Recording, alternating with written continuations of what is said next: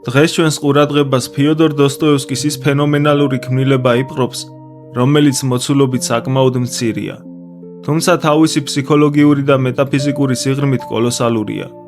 თეთრ ღამეებში არ არის სისხლიანი დანაშაული, ომი ან ფიზიკური ძალადობა, მაგრამ აქ იშლება ადამიანის შინაგანი დრამა, ბრძოლა ოცნებასა და რეალობას შორის, იმ ლამაზ ილუზიასა და იმ დაუნდობელ სინამდვილეს შორის, რომელიც საბოლოოდ ყოველთვის ითხოვს პასუხს. ეს არის ნაწარმოები ადამიანზე, რომელსაც სჯერა, რომ საკუთარ შინაგან სამყაროში შეუძლია ცხოვრების თავიდან შექმნა. თითქოს ფანტაზია საკმარისია მარტოობის დასამარცხებლად. თითქოს თუ რეალობაც არიელია, წარმოსახვა შეუძლია მისი შევსება. მაგრამ დოსტოევსკი გვაჩვენებს, რომ სუბიექტური ოცნება სხვაა, ხოლო ცოცხალი, ნამდვილი ცხოვრება სრულიად სხვა. და სწორედ ამიტომ არის ეს ნაწარმოები დღესაც საოცრად აქტუალური. ჩვენს ეპოქაში სოციალური მედია ბევრისთვის ერთგვარ მენტალურ მანსარდად იქცა. ადგილად, სადაც უქმნით საკუთარ იდეალურ ვერსიებს, ვაფორმებთ ბედნიერებას, ვაშენებთ ფასადებს და სხვებსაც ჩვენსავე ფანტაზიებში ვათავსებთ. ეკრანებიდან ხშირად იდეალური სახეები გვიყურებენ, მაგრამ მათი მიღმა შეიძლება სრულიად სხვა რეალობა იდგეს. მარტოობა, შფოთვა, სიცარიელე და დაუკმაყოფილებელი სურვილი, რომ ვინმემ ბოლოს და ბოლოს ნამდვილები დაგვინახოს. ამიტომ თეთრი ღამეები მხოლოდ ძველი, სევდიანი სიყვარულის ისტორია არ არის. ეს არის კითხვა, რა ხდება მაშინ, როცა ადამიანი იმდენად დიდხანს ცხოვრობს ოცნებაში, რომ რეალობასთან შეხვედრა ერთდროულად ხსნადაც ეჩვენება და კატასტროფადაც. იქნებ რეალობა, რომელიც ჩვენს ილუზიებს ამსხვრევს, სასჯელი კი არ არის, არამედ გაკვეთილი. იქნებ ტკივილი ზოგჯერ სწორედ ის ძალაა, რომელიც გვაღვიძებს, სანამ საკუთარი ფანტაზიების ნანგრევებში საბოლოოდ დავიკარგებით. ეს არის ნაწარმოები, რომელიც გვახსენებს, რომ ყველაზე მძიმე სინამდვილეც კი შეიძლება სჯობდეს ყველაზე ლამაზ ტყუილს, რადგან, როგორც სახარება ამბობს, შეიცანით ჭეშმარიტება და ჭეშმარიტება განგათავისუფლებთ თქვენ. კეთილი იყოს თქვენი მობრძანება ფიოდორ დოსტოევსკის თეთრ ღამეებში. სანამ ამ ფსიქოლოგიურ ლაბირინთში შევაბიჯებთ, თუ თქვენთვის ღირებულია ასეთი ლიტერატურული ანალიზი, გთხოვთ, მოიწონოთ ვიდეო, გამოიწეროთ არხი და გაგვიზიაროთ თქვენი აზრი კომენტარებში.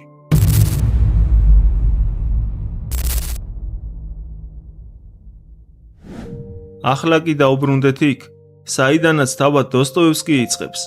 არა დასკვნებით, არა განაჩენებით, არა იმით, თუ რა უნდა ვიფიქროთ ამ კაცზე.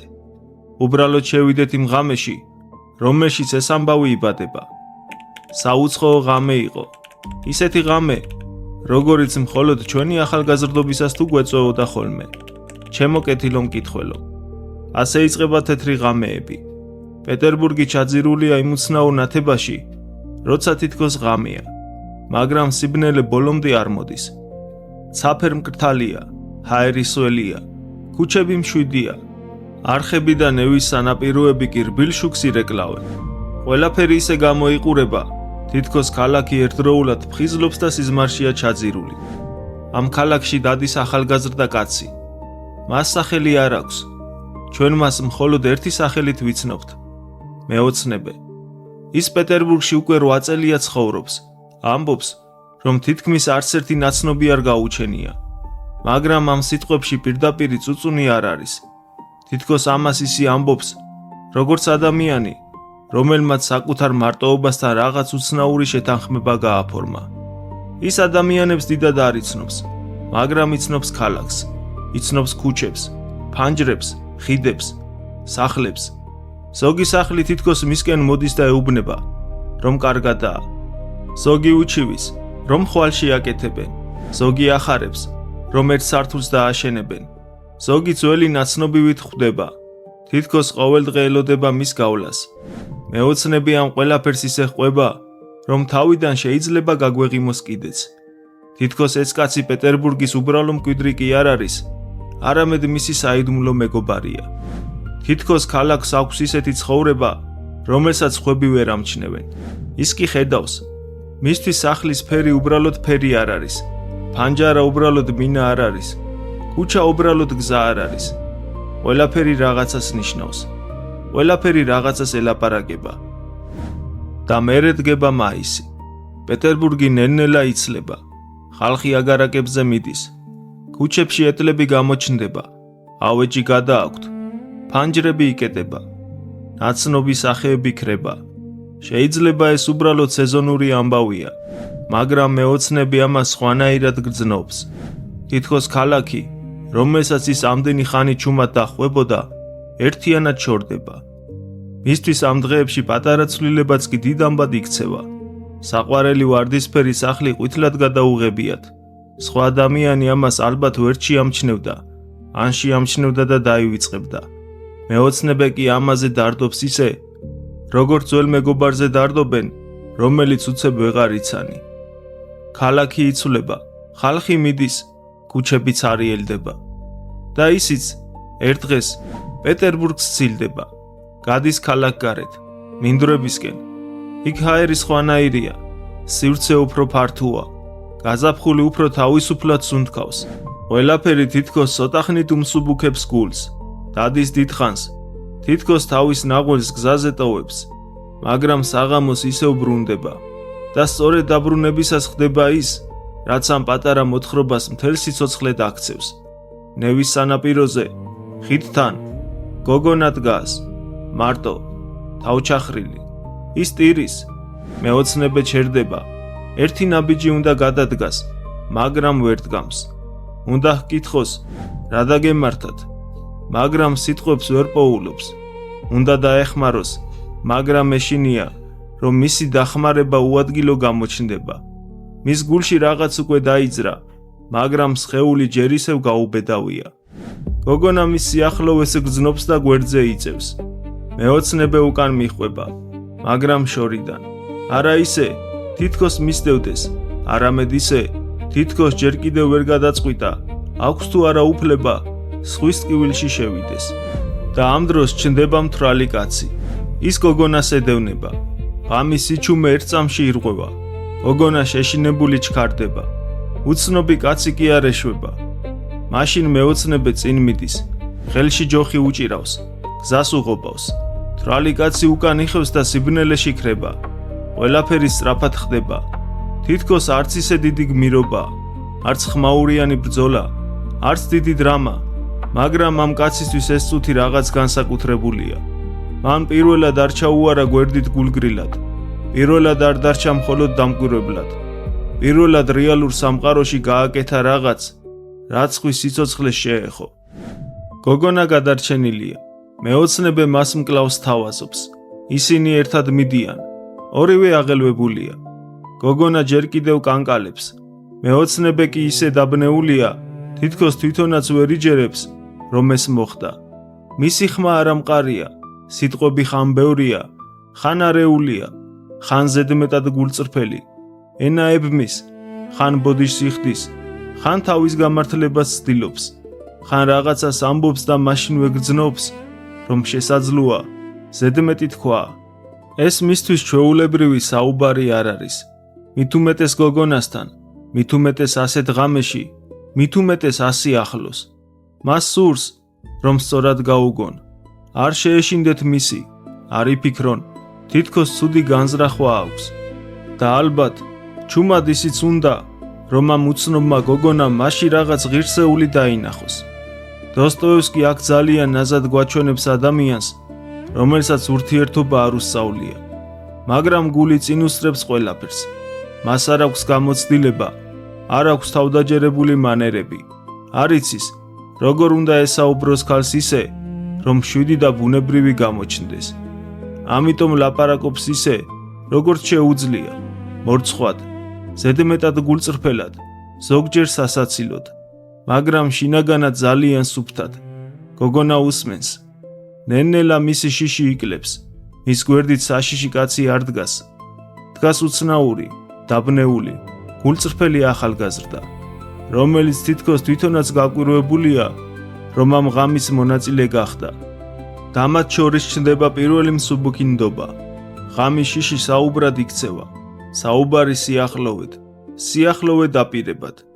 გოგონა თან ხვდება, რომ მეორე ღამეს ისევ შეხვდეს, მაგრამ ერთ პირობას უყენებს. არ შემიყვარდეთ. მეოცნებე თან ხვდება.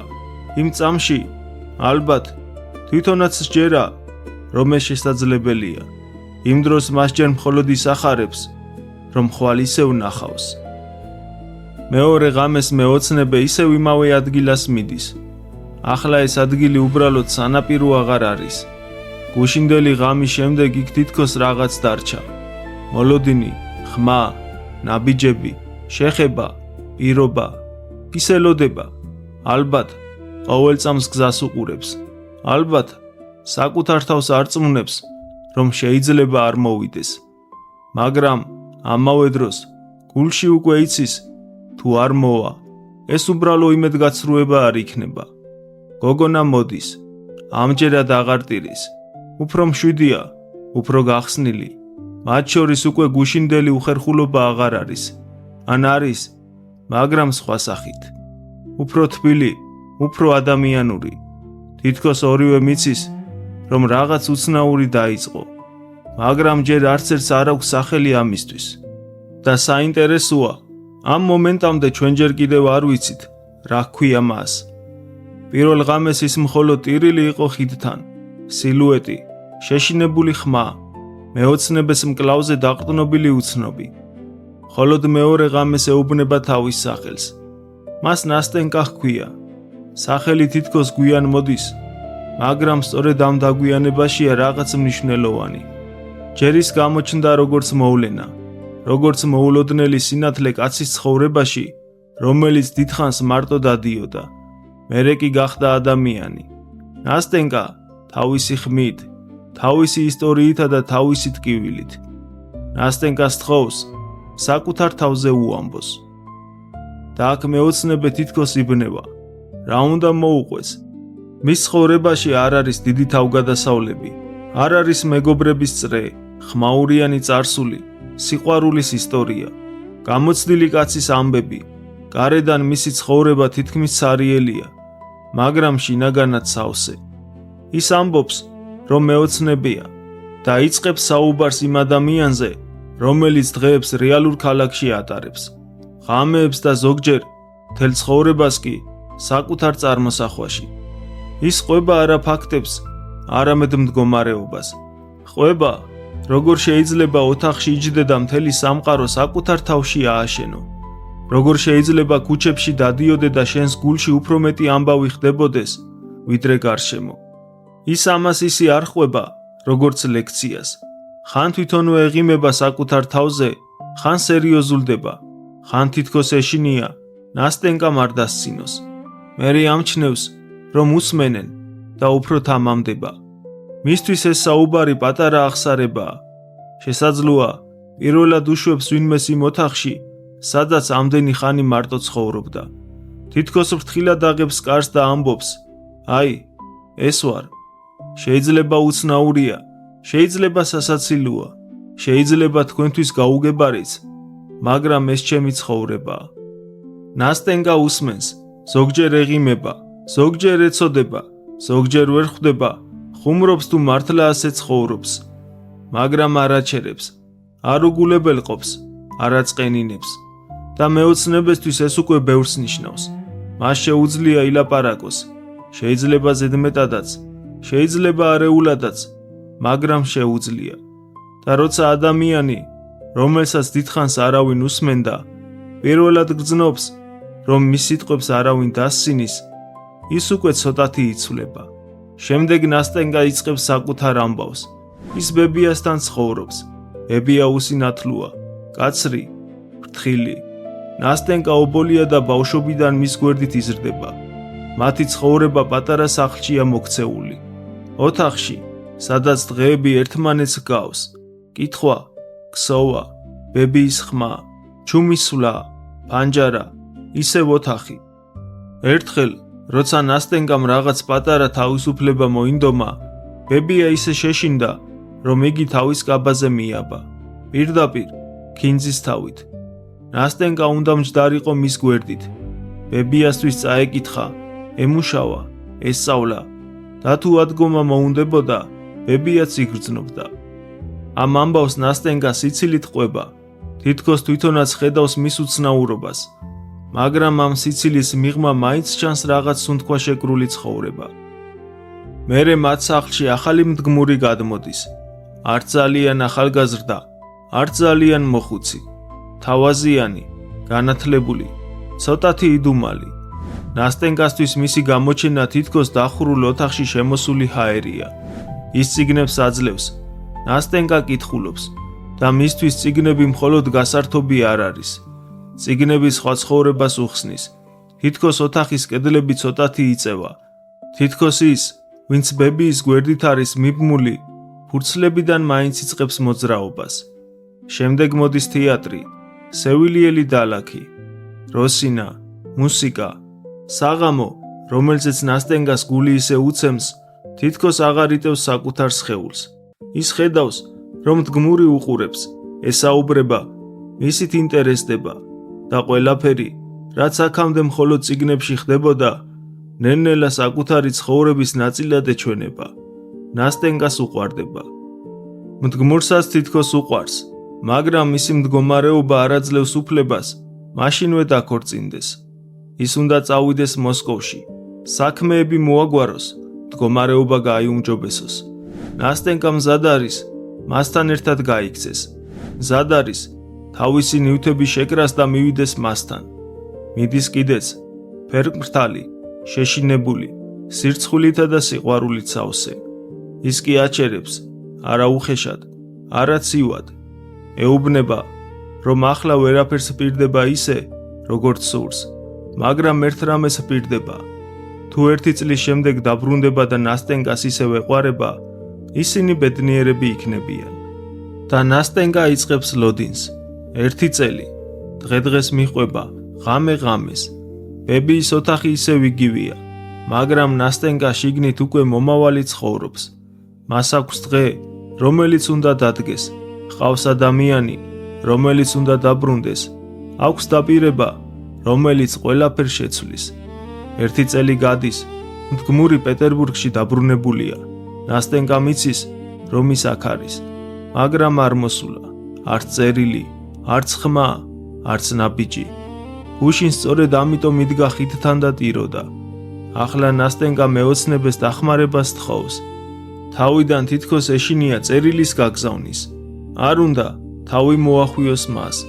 არ უნდა ისე ჩანდეს, თითქოს ითხოვს იმას, რაც უკვე აღარ ეკუთვნის.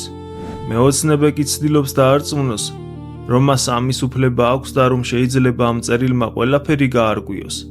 ის იწყებს წერილის სიტყვების მოფიქრებას. თითქოს ნასტენკას ტკივილს ენას აძლევს. მაგრამ ნასტენკას წერილი უკვე დაწერილი აქვს. უკვე დალუქული, უბრალოდ ვერ ბედავდა მის გაგზავნას. ამ პატარა დეტალში ჩანს, რამდენ ხანს ებრძოდა საკუთარ თავს. თითქოს მთელი დღეები გულში წერდა ამ წერილს, მაგრამ ხელში რომ დაიჭირა, მაინც სჭირდებოდა ვინმე, ვინც ეტყოდა. შეგიძლია, გაქვს უფლება, ეს არ არის სირცხვილი. მეოცნებე იღებს წერილს. ის თანხმდება, რომ გადასცემს. იმ წამს მისი მდგომარეობა ძალიან რთულია. თუმცა ის ეხმარება ნასტენკას. არ ეჩხუბება, არ აძალებს, არ ცდილობს ძველი სიყვარულის წინააღმდეგ სიტყვა დაძრას. უბრალოდ იღებს მის წერილს და რჩება მის გვერდით. ნასტენკა მადლობას უხდის. მეოცნებე კი რაღაცას ამბობს, რაც თითქოს შემთხვევითი ფრაზაა, მაგრამ დიდხანს რჩება. ზოგ ადამიანს იმისთვისაც კი უხდიან მადლობას, რომ ჩვენთან ერთად არსებობს. მე კი თქვენ მადლობას გიხდით იმისთვის, რომ შემხვდით და მთელი ცხოვრება მემახსოვრებით. ნასტენკა გარბის თავის ქუჩაზე. მეოცნებე კი დიდხანს დგას და თვალს აყოლებს. მას ყურში ისევ ესმის, ხვალამდე, ხვალამდე. მესამე ღამე უკვე სხვა ფერითაა წარმოდგენილი. ნასტენკა ამჯერად უფრო ადრე მოდის. მისი სახე სავსეა მოლოდინით. ახლა ყველაფერი თითქოს ერთ პასუხზეა დამოკიდებული. წერილი გაგზავნილია, კაცი ქალაქშია, შეხვედრის ადგილი ცნობილია. დრო თითქოს თავისთავად მიდის ერთი წერტილისკენ. მოვა თუ არა. ნასტენკა ყოველ ხმაზე კრთება. ყოველი ნაბიჯი შეიძლება მისი იყოს. ყოველი სილუეტი, რომელიც შორიდან გამოჩნდება, მისი ჰგონია. მეოცნებე მის გვერდით დგას. ის ცდილობს, ნასტენკას იმედი არ ჩაუქროს. ამბობს, რომ შეიძლება წერილი ჯერ არ მიუღია, შეიძლება რაიმე მიზეზი აქვს, ან ხვალ მოვა და ყველაფერი მარტივად აიხსნება. თითქოს თავადაც ეჭიდება ყველა შესაძლო ახსნას, ოღონდ ნასტენკას სახეზე იმედის უკანასკნელი ნათება არ გაქრეს. და ეს ღამე მისთვის უცნაურად ორმაგია. ნასტენკა ახლოსაა, მის ხელს ეხება, მის სიტყვებს უსმენს, ხანდახან იცინის, ხანდახან კი ისეთი ნდობით ელაპარაკება, თითქოს მთელი ცხოვრება იცნობდა. მაგრამ ეს სიახლოვე სხვის მოლოდინში იბადება. ნასტენკა მას ეუბნება, რომ მოსწონს მისი სიახლოვე სწორედ იმიტომ, რომ ის თითქოს არ არის შეყვარებული. სხვა კაცი მის ადგილას შეაწუხებდა, საკუთარ გრძნობებს მოახვევდა თავს. ის კი კარგი მეგობარია, ძმა, ადამიანი, რომელიც გვერდით დგას და არაფერს ითხოვს. ეს სიტყვები გარეგნულად შეიძლება სითბოა, მაგრამ მეოცნების გულში სულ სხვა ხმას გამოსცემს. ის იღიმის, უსმენს და არაფერს ამხელს. იმ ღამეს ნასტენკა ხან მხიარულია, ხან უცებ ჩუმდება, ხან მეოცნებესთან ახლოს მოდის, ხან ისევ შორეულ ხმას უსმენს. თითქოს მთელი მისი სხეული ერთდროულად აქ არის და იქ, ამ კაცის გვერდით და იმ კაცის მოლოდინში. მოსკოველი არ მოდის, საათები გადის, ქალაქი ნელ-ნელა ცივდება, ლამპიონები შუქი წყალში ირევა. ნასტენკას სიხარული ჯერ დაძაბულობად იქცევა, მერე შიშად, მერე კი ცრემლად. ის იწყებს შედარებას. ამბობს, რომ მეოცნებე ძალიან კარგია, რომ ის ბევრს სწირავს მისთვის, რომ მასთან თითქოს უფრო თავისუფლად შეუძლია ურთიერთობა და უცებ სვამს კითხვას, რომელიც თვითონაც აშინებს. რატომ არ არის ის კაცი ასეთი? რატომ არის ის სხვა და არა შენ? მაგრამ მაშინვე ისევ უკან ბრუნდება. მე ის უფრო მიყვარს. მეოცნებე ეთანხმება, არ ებრძვის, არ არწმუნებს საწინააღმდეგოში, მხოლოდ ეუბნება, რომ სწორედ ეს ნიშნავს იმას, რომ ნასტენკას ის კაცი ყველაზე მეტად უყვარს. ამაში არის რაღაც ძალიან ჩუმი და მტკივნეული. ადამიანი, რომელსაც უკვე სტკივა, მაინც ეხმარება სხვა საკუთარი სიყვარული უკეთ გაიგოს. ღამე პასუხის გარეშე მთავრდება. ნასტენკა ამბობს, რომ ხვალ ყველაფერს ეტყვის, თუ წვიმა არ იქნება, ისევ მოვა. მაგრამ თუ არ მოვა, მაინც უნდა ახსოვდეს. ისინი შეხვდებიან. ყველაფერი ხვალ გაირკვევა. ის მიდის, მეოცნებე კი რჩება. პეტერბურგის თეთრი ღამე ისევ ნათელია. მაგრამ ახლა ეს ნათება აღარ ჰგავს პირველ ღამეს. თუ ადრე იქ უბრალო შემთხვევა იყო, ახლა მოლოდინია და მოლოდინ შეუძლია ყველაზე ლამაზი ღამეც მძიმედ აქციოს. მეოთხე ღამეს ნასტენკა უკვე აღარ არის ისეთი, როგორიც წინა ღამეს იყო. იგი მოდის გულგატეხილი, იმედ დაკარგული. თითქოს მთელი წლის მოლოდინმა ერთ დღეში დაკარგა აზრი. მოსკოველი არ მოსულა. პასუხი არ არის. წერილი, დაპირება, მათი ძველი შეხვედრის ადგილი. ყველაფერი დუმს. ნასტენკა ტირის. ამბობს, რომ მან დაივიწყა, რომ აღარ უყვარს და რომ შესაძლოა არასდროს უყვარდა ისე, როგორც ეგონა. მის სიტყვებში იგრძნობა ბრაზი, სირცხვილი, დაღლა და საკუთარი თავის დაცვა. ის ცდილობს თავი დაირწმუნოს, რომ ყველაფერი დასრულდა. ცდილობს ამ კაცის სიჩუმე ისი ახსნას, რომ აღარ ელოდოს. მეოცნებე უსმენს. აქამდე ის ამჯობინებდა, ჩუმად ყოფილიყო და ნასტენკას ტკივილისთვის საკუთარი გრძნობები არ დაემატებინა. ცდილობდა ყოფილიყო მეგობარი, შუამავალი და მამშვიდებელი ხმა. მაგრამ ახლა, როცა ხედავს, როგორ იშლება ნასტენკას ძველი იმედი, სიტყვებს ვეღარ აკავებს. ის აღიარებს, რომ უყვარს. მაგრამ ეს აღიარება გამარჯვებული სიტყვებს არ ჰგავს. ის არ ლაპარაკობს ისე, თითქოს მოვიდა და თავისი უფლება მოითხოვა. პირიქით, ეს უფრო ჰგავს ადამიანს, რომელიც თითქმის ბოდიშის მოხდით ამბობს იმას, რისი დამალვაც ვეღარ შეძლო. თითქოს ეშინია, რომ თავისი სიყვარულით ნასტენკას ტკივილს კიდევ ერთ ტვირთს დაუმატებს. ნასტენკა გაოგნებულია. უცებ თითქოს პირველად ხედავს მას სხვანაირად. არა მხოლოდ როგორც ღამის მეგობარს, არა მხოლოდ კეთილ ადამიანს, რომელიც გვერდით დგას, არამედ კაცს, რომელსაც საკუთარი გული აქვს. კაცს, რომელიც მთელი ამ დროის განმავლობაში მის გვერდით იდგა და ჩუმად იტანჯებოდა. და ნასტენკას ხმარბილდება. ის ამბობს, რომ ის კაცი აღარ იმსახურებს მის სიყვარულს, რომ ეს გრძნობა გაივლის, რომ მეოცნები ახლოსაა, თბილია, სანდოა და მასთან შეიძლება ყველაფერი სხვანაირად იყოს. მერე იწყება ყველაზე ნაზი და ამავე დროს სახიფათო რამდენიმე წუთი მთელ მოთხრობაში. ისინი პეტერბურგის ქუჩაში დადიან და მომავალზე საუბრობენ. ნასტენკა უკვე გეგმავს, როგორ იცხოვრებენ ერთად, როგორ გადმოვა მათთან, როგორ დაელაპარაკება ბებიას, როგორ იქნება მატრიონა, როგორ შეიცვლება სახლი და როგორ აღარ იქნება ცხოვრება ისეთი, როგორიც აქამდე იყო. მეოცნებე უსმენს და თითქოს ვერაფერს იჯერებს. მისთვის ყოველი წინადადება სასწაულია.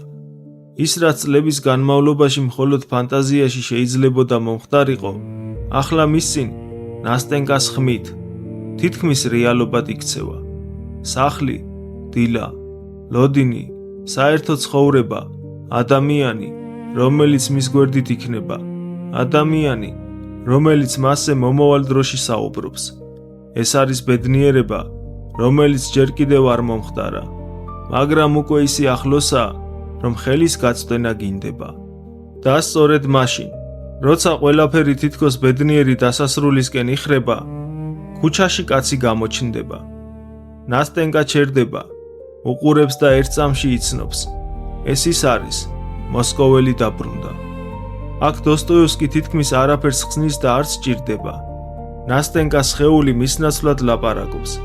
ის გარბის იმ კაცისკენ, რომელსაც მთელი წელი ელოდა, გარბის იმ დაპირებისკენ, რომელსაც თითქოს უკვე გლოვობდა, გარბის არა ფიქრით, არა არგუმენტებით, არამედ იმ შინაგანი მოძრაობით, რომელიც დიდხანს იყო შეკავებული და უცებ გათავისუფლდა. მეოცნებე მარტო დგას. ასეთ დარტყმას თავიდან ტკივილის ფორმაც კი არ აქვს. ჯერ მხოლოდ სიცარიელია. თითქოს სულ ახლახა ნაშენებული სახლი, რომელიც ჯერ ქაღალზეც კი არ არსებობდა, უკვე დაინგრა. თითქოს ყველა მომავალი დღე, რომელიც რამდენიმე წუთის წინ დაინახა, ერთ წამში გაქრა. მაგრამ ნასტენკა კიდევ ერთხელ ბრუნდება. მირბის მასთან, კოცნის, ტირის და ემშვიდობება. ამ ჟესტში იკითხება მადლიერება, სინანული, სითბო, შესაძლოა ბოდიშიც, მაგრამ ეს არ არის არჩევანი.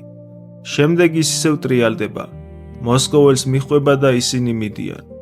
მეოცნებე ხიდზე რჩება. იმ თეთრ ღამეში, რომელმაც რამდენიმე წუთით თითქოს ყველაფერი მისცა, შემდეგ კი ყველაფერი წაართვა. შემდეგ დგება დილა. თეთრი ღამეების უცნაური ნათება ქრება. ქალაქი ჩვეულ სახეს იბრუნებს. ზღაპარი უკან იხევს. ქუჩები ისევ ქუჩებია, სახლები ისევ სახლები. ოთახი კი ისევ ოთახი. მეოცნებე ბრუნდება შინ. იქ ყველაფერი ძველებურადაა. მატრიონა, კედლები, აბლაბუდები, ჩუმი და დაღლილი ოთახი. მაგრამ ახლა ეს სიჩუმე სხვანაირია. ადრე თუ ის მისი ჩვეული გარემო იყო, ახლა ამ ოთახში ბრუნდება ადამიანი, რომელმაც რამდენიმე ღამით სხვა ცხოვრება დაინახა. რამდენიმე დღის შემდეგ ნასტენკას წერილი მოდის. იგი ბოდიშს უხდის. წერს, რომ მალე გათხოვდება. სთხოვს, არ გაბრაზდეს, არ დაივიწყოს იგი და მადლობას უხდის ყველაფრისთვის, რაც მისთვის გააკეთა. ეს წერილი ნაზია, მაგრამ საბოლოო. მასში აღარ არის გზა, აღარ არის ხვალამდე, აღარ არის მოლოდინი. მეოცნებე კითხულობს და უცნაურია, ის არ ბრაზდება, არ ცდილობს ნასტენკას სახე სიძულვილით დაფაროს. არ ამბობს, რომ ყველაფერი ტყუილი იყო. მას არ სურს იმ რამდენიმე ღამის სილამაზე ბოღმით მოწამლოს. პირიქით, ბედნიერებას უსურვებს და ბოლოს ამბობს იმ ცნობილ ფრაზას: ღმერთო ჩემო, მთელი წუთი ნეტარებისა, განა ეს ცოტაა თუნდაც მთელი ადამიანის სიცოცხლისთვის. ასე მთავრდება ეს ამბავი. 4 ღამე, ერთი შეხვედრა, ერთი წერილი, ერთი მოლოდინი, ერთი თითქმის ბედნიერება და ერთი ადამიანი, რომელიც ისევ მარტო რჩება. მაგრამ უკვე იმ მოგონებით, რომ ერთხელ, ძალიან მოკლედ, ცხოვრება მასაც შეეხო.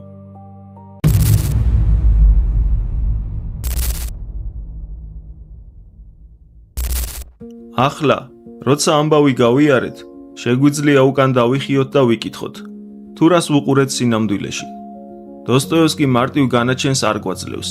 ის გვიტოვებს ადამიანებს, რომლებიც ერთმანეთს ძალიან ცოტა ხნით შეხვდნენ, მაგრამ ამ მცირე დროში გამოაჩინეს ის, რასაც ზოგჯერ მთელი ცხოვრება სჭირდება გამოსაჩენად.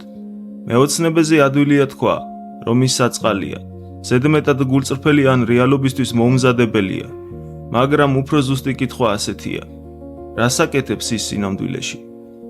ის ხედავს ნასტენკას ტკივილს და ჩერდება, საფრთხისგან იცავს, უსმენს, არ დასცინის, არ ამცირებს, არ იყენებს იმ წამს, როცა ის სუსტი და დაბნეულია.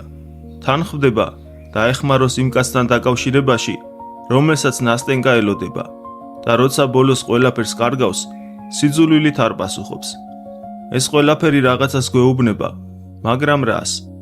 არის ეს უანგარობა, გამოუცდელი ადამიანის გულწრფელობა, თუ ის მდგომარეობა, როცა ადამიანს იმდენად სჭირდება ადამიანური სიახლოვე, რომ მზად არის ნებისმიერი როლი მოირგოს, დამხმარე, მეგობარი, შუამავალი, ნუგეში, ოღონდ იმ ადამიანის სიახლოვეს დარჩეს, რომელიც მის მარტოობაში პირველად გამოჩნდა. სწორედ აქ ხდება მეოცნებე საინტერესო. ის არ არის მხოლოდ მსხვერპლი, მაგრამ არც დამნაშავეა მარტივი გაგებით. ის არის ადამიანი, რომელმაც ძალიან დიდხანს იცხოვრა საკუთარ თავში და როცა რეალური ადამიანი შეხვდა, ვეღარ შეძლო, შვიდი და თავდაჭერილი ყოფილიყო. მისთვის ნასტენკა უბრალო ნაცნობობა კი არ ხდება, არამედ მთელი ცხოვრების გადარჩენის შესაძლებლობა. როცა ადამიანი დიდხანს მარტო ცხოვრობს, ის მხოლოდ ადამიანს კი არ ელოდება, ის ელოდება მტკიცებულებას, რომ თვითონაც ჯერ კიდევ ცოცხალია. ნასტენკა შეიძლება სწორედ ასეთი მტკიცებულება გახდა. მეოცნებეს გრძნობა ყალბი არ არის, მასში არის სინაზე, მოკრძალება, აღფრთოვანება, ზრუნვა, მაგრამ ამავე დროს მასში არის მოთხოვნა, რომელიც ხმამაღლა არ ითქმის. თითქოს ის არ ამბობს, გადამარჩინე, მაგრამ მისი მთელი მდგომარეობა ამ სიტყვას უახლოვდება. თითქოს არ ამბობს, ჩემი დაკარგული ცხოვრება გამიმართლე, მაგრამ ნასტენკასთან დაკავშირებული ყოველი მომავალი სურათი სწორედ ამისკენ მიდის. ნასტენკაზე რთულია პირდაპირი განაჩენის გამოტანა. ერთი მხრიდან შეიძლება ვთქვათ, ის მეოცნებას იყენებს, ეუბნება, არ შემიყვარდეო, მაგრამ მისი ყურადღება სჭირდება. მისგან იღებს ნუგეშს, სითბოს, ერთგულებას, მის გვერდით ელოდება სხვას და როცა ის სხვა ბრუნდება, მიდის. მაგრამ ეს საკმარისი არ არის. ნასტენკა თვითონაც რაღაციდან გარბის. ბებიის გინძისთავი მხოლოდ უცნაური ოჯახური დეტალი არ არის. ეს მისი ცხოვრების სურათია. ის უყვართ ისე, რომ არ უშვებენ, იცავენ ისე, რომ სუნთქვაც კი აღარ შეუძლია. მის ცხოვრებაში მზრუნველობა და კონტროლი ერთმანეთშია არეული. ამიტომ მოსკოველი მდგმური მისთვის მხოლოდ რომანტიკული გატაცება არ არის. ის არის ფანჯრის გაღება დახურულ ოთახში. მოსკოველი მას წიგნებს აძლევს, თეატრში მიჰყავს, უჩვენებს, რომ ბებიის ოთახის მიღმა სხვა ცხოვრება არსებობს. შეიძლება ის იდეალური კაცი არ არის, შეიძლება ბოლომდე სანდოც არ არის, მაგრამ ნასტენკასთვის გახდა პირველი ადამიანი, ვინც მის დახშულ ცხოვრებაში მოძრაობა შემოიტანა. ამიტომ, როცა ნასტენკა მას ელოდება, საკითხავია, რას ელოდება სინამდვილეში? კაცს, სიყვარულს, თავისუფლებას, თუ იმ ცხოვრებას, რომელიც საკუთარ თავს დაჰპირდა. როცა მოსკოველი ბოლოს ბრუნდება, ნასტენკა მხოლოდ ადამიანს კი არ უბრუნდება, არამედ იმ ერთწლიან მოლოდინს, რომელზეც მთელი თავისი იმედები დაამყარა. ამ ფონზე მეოცნებე მისთვის ძალიან მნიშვნელოვანია, მაგრამ სხვა მნიშვნელობით. ის არ არის პირველი დაპირება, არ არის ის ისტორია, რომელსაც მთელი წელი ელოდა.